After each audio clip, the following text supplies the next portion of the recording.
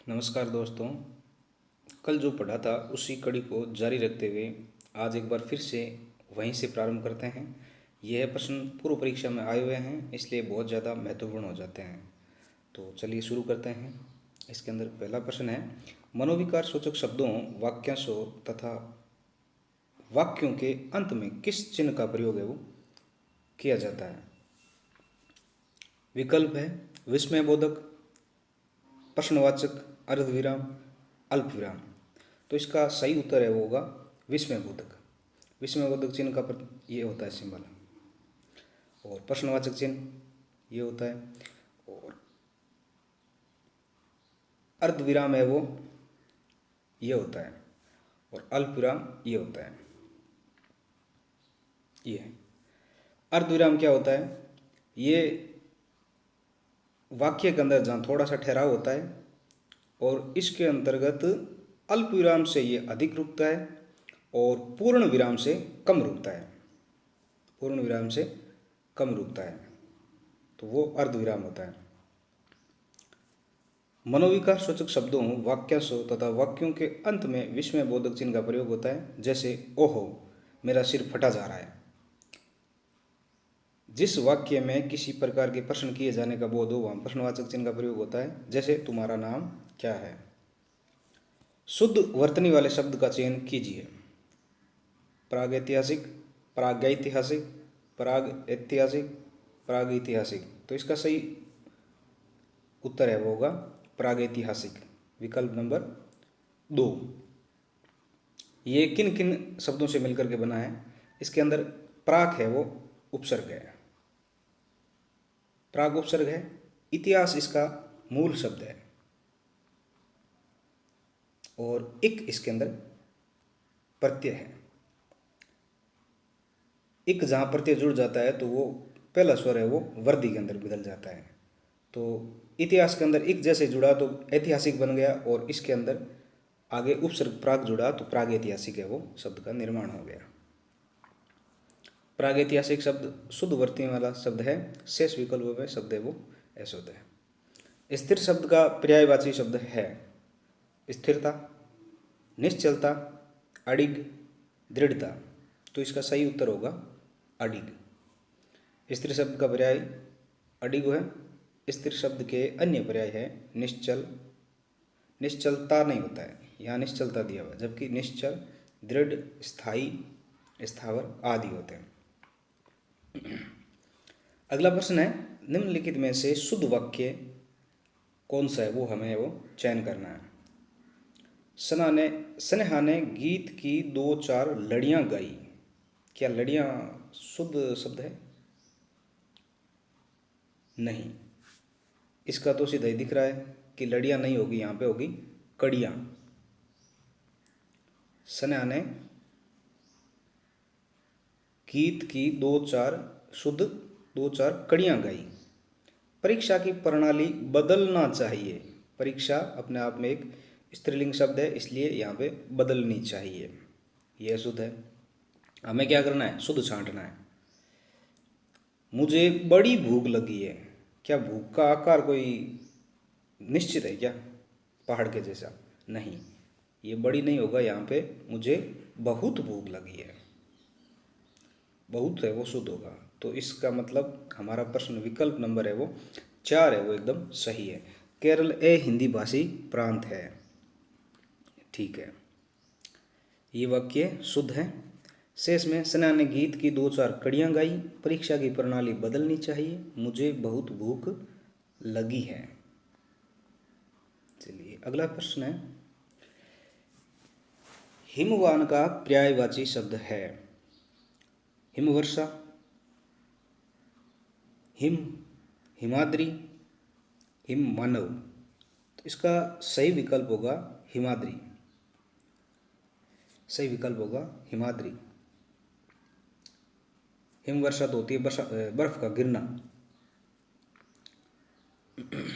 हिमवान का पर्यायवाची हिमाद्री होगा। इसके अन्य पर्यायवाची है हिमालय, हिमाचल, हिमगिरी, गिरिराज, नगपति, शैलेंद्र आदि है। अनेकार्थी शब्द नाग का निम्नलिखित में से एक अर्थ है। हाथी, मोक्ष, रथ, पारा। इसका सही विकल्प होगा विकल्प नंबर ए। नाग का पर्यायवाची या अनेकार्थी शब्द है वो हाथी होता है। अनेकार्थी शब्द नाग का एक अर्थ हाथी भी होता है। इसके अन्य पर्याय है करी, हस्ती, कज, गज, कुंजर, गजेंद्र, द्विरथ।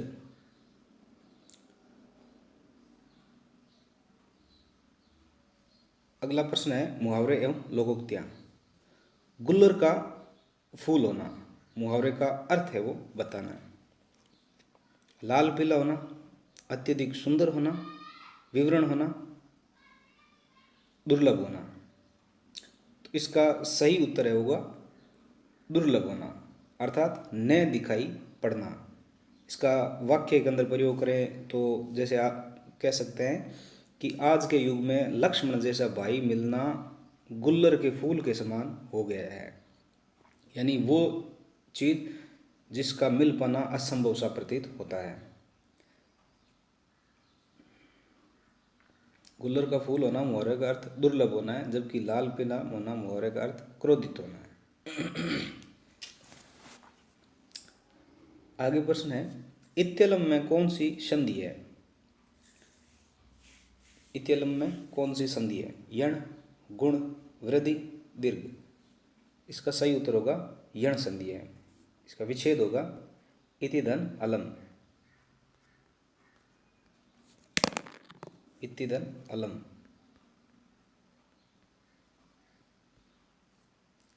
ई धन ए जुड़ता है तो ये बन जाता है। और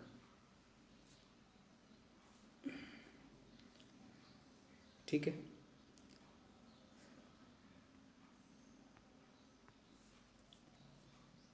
चलिए। निम्नलिखित में से कृदंत अवयव का विकार अवयव का एक प्रकार नहीं है। पूर्वकालिक कृदंत, भूतकालिक कृदंत, तात्कालिक कृदंत, पूर्ण क्रियाद्योतक। तो इसका सही उत्तर होगा ऑप्शन संख्या बी। ऑप्शन नंबर 2 है वो इसका सही उत्तर होगा। ये विकारी प्रकार का विकल्प है। आगे देखते हैं। भूतकालिक कृदंत अवयव प्रकार का नहीं है। भूतकालिक कृदंत विकारी कृदंत के भेद हैं। विकारी कृदंत के 4 भेद होते हैं: क्रियार्थक संज्ञा, कर्तृवाचक संज्ञा, वर्तमानकालिक कृदंत, भूतकालिक कृदंत। जबकि पूर्णकालिक कृदंत, तात्कालिक कृदंत तथा पूर्ण क्रियाद्योतक कृदंत अवयव के भेद है। निम्नलिखित में से इकारांत संज्ञा स्त्रीलिंग नहीं है। इकारांत का अर्थ होता है अंत में ई आना चाहिए, ई बड़ा ई। तो यहाँ सीधा दिख रहा है हमें कि नदी के अंदर ई आ रहा है, टोपी के अंदर ई आ रहा है, उदासी के अंदर ई आ रहा है, जबकि पहिया के अंदर आ रहा है। तो ये इसका सही उत्तर हो जाएगा और ये आकारांत की श्रेणी में आएगा। आकारांत की श्रेणी। पहिया इकारांत संज्ञा स्त्रीलिंग नहीं है। पहिया आकारांत पुल्लिंग शब्द है, जबकि नदी, टोपी, उदासी इकारांत संज्ञा स्त्रीलिंग शब्द हैं। सीता की खोज के लिए हनुमान को अगाध सागर को पार करने के लिए पुल से नहीं आकाश मार्ग से जाना पड़ा था। उपरोक्त वाक्य में विशेष्य का चयन कीजिए। विशेष्य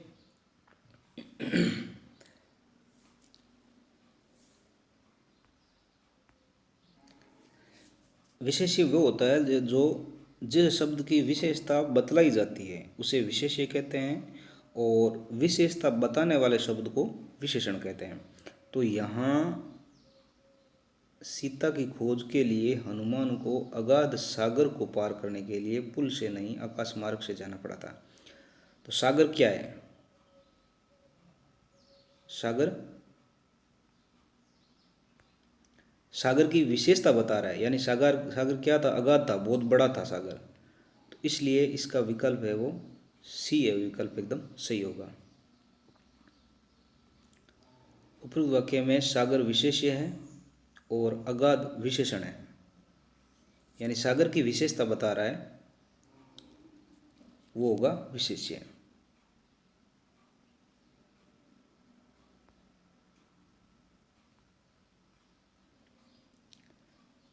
ठीक है, जिस समास में सब पद अथवा उनका समाहार प्रधान रहता है उसे क्या कहते हैं? बहुब्री समास, तत्पुरुष समास, द्वंद्व समास, द्विगु समास। तो इसका सही उत्तर होगा द्वंद्व समास। बहुब्री समास के अंदर कोई पद प्रधान नहीं होता है, उसका अन्य तीसरा अर्थ निकलता है। तत्पुरुष समास के अंदर दूसरा पद प्रधान होता है और द्विगु समास के अंदर पहला पद है वो संख्यावाची होता है। जिस समास में सब पद अथवा उनका समाहार प्रधान रहता है उसे द्वंद्व समास कहते हैं। जैसे माता पिता, माता और पिता, भाई बहन, भाई और बहन, राजा रानी, राजा और रानी। क्रिया के उस रूपांतर को क्या कहते हैं जिससे उसके कार्य व्यापार के समय और उसकी पूर्ण अथवा अपूर्ण अवस्था का बोध हो? संज्ञा, परिमाण बोधक विशेषण, अव्यय या काल। तो इसका सही उत्तर होगा काल। क्रिया के उस रूपांतर को काल कहते हैं जिससे उसके कार्य व्यापार के समय उसकी पूर्ण अथवा अपूर्ण अवस्था का बोध हो। काल तीन प्रकार के होते हैं: वर्तमान काल, भूतकाल, भविष्यत काल। दूसरा लड़का कहाँ गया वाक्य में दूसरा किस प्रकार का विशेषण है? समुदायवाचक, गणनावाचक, क्रमवाचक, आवर्तीवाचक। तो ये एक क्रम का संकेत कर रहा है, इसलिए इसका सही उत्तर होगा क्रमवाचक। यानी पहला, दूसरा, तीसरा, चौथा, यहीं अगर दो आ जाते हैं, दो लड़के, तो वो गणनावाचक में आते हैं। उपरोक्त वाक्य में दूसरा शब्द क्रमवाचक विशेषण है। प्रयोग के आधार पर निश्चित संख्यावाचक विशेषण के निम्नलिखित वो प्रकार दिए गए हैं। यानी ये निश्चित संख्या के अंतर्गत आते हैं, लेकिन इसके भी भाग हैं तो उसके अंतर्गत, उसमें ये क्रमवाचक के अंतर्गत है वो गिने जाएंगे। गणनावाचक एक, दो, तीन, यानी एक आ जाता, दो आ जाता, तीन आ जाता, चार आ जाता, तो ये फिक्स एक संख्या का गणना करने की एक संख्या निश्चित डिजिट है ये।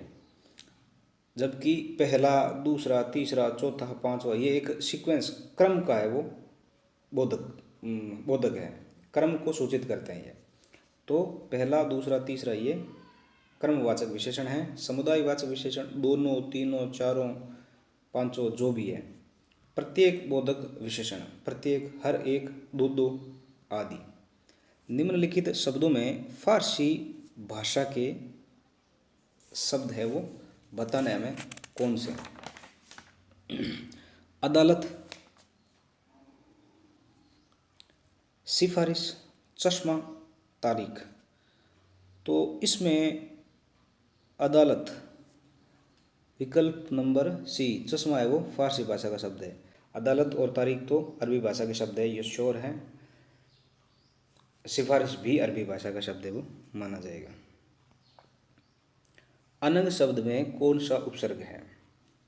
अन, अन, ए, अन।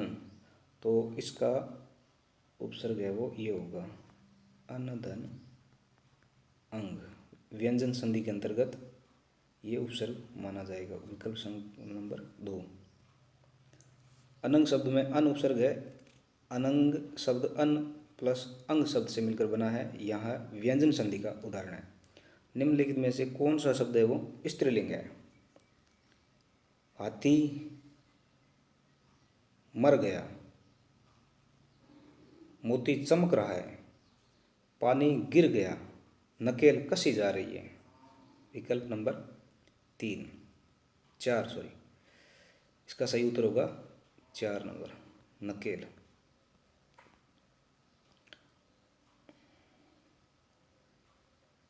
अगला प्रश्न है प्रत्युत्पन्न शब्द में उपसर्ग बताना है। तो इसका प्रत्यु, प्रति, प्रत्युत, इसका सही उत्तर होगा प्रति। प्रतिधन उत्पन्न।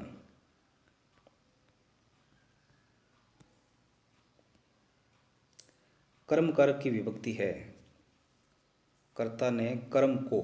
विकल्प संख्या 3, कर्ता ने, ये कर्ता की होगी। कर्ता ने कर्म को कर्ण से, ये कर्ण की होगी। संप्रदान को के अधिकरण में पे पर अधिकरण की होगी। नीचे व्याख्यायित की गई है जो विभक्तियां हैं। कर्ता ने कर्म को कर्ण से के द्वारा साधन के रूप में, संप्रदान को के लिए, अपादान से यानी अलग होने के संदर्भ में, पृथक होने के संदर्भ में, संबंध काके की, रा रे री और ना ने नी भी होता है इसके अंदर। अधिकरण में पे पर, में पे भी होता है इसमें। संबोधन हे, अरे, ओहो, इति आदि। रीति धन अनुसार संधि के बाद बना शब्द बनेगा। रीति धन अनुसार, इसमें ई धन ए मिलकर क्या बनते हैं, ये बनते हैं। पीछे क्या बचता है, री आधा ते, ये एक अंदर हो गया, ओ की मात्रा आ गया, सॉरी ये, और पीछे यहाँ बचते हैं अनुसार, तो बन जाएगा अनुसार। इसका सही उत्तर हो जाएगा विकल्प नंबर 4, रीति अनुसार।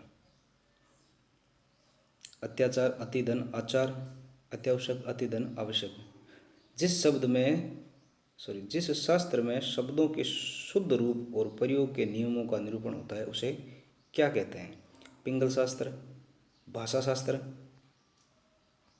व्याकरण या उपयुक्त में से कोई नहीं। तो इसका विकल्प नंबर 3 है वो इसका सही उत्तर होगा। व्याकरण कहते हैं उसको। जिस शास्त्र में शब्दों के शुद्ध रूप और प्रयोग के नियमों का निरूपण होता है उसे व्याकरण कहते हैं। व्याकरण को एक शब्द में अनुशासन कहते हैं, जो वर्णों या शब्दों को व्यवस्थित करने में अपना क्रम है वो रखता है।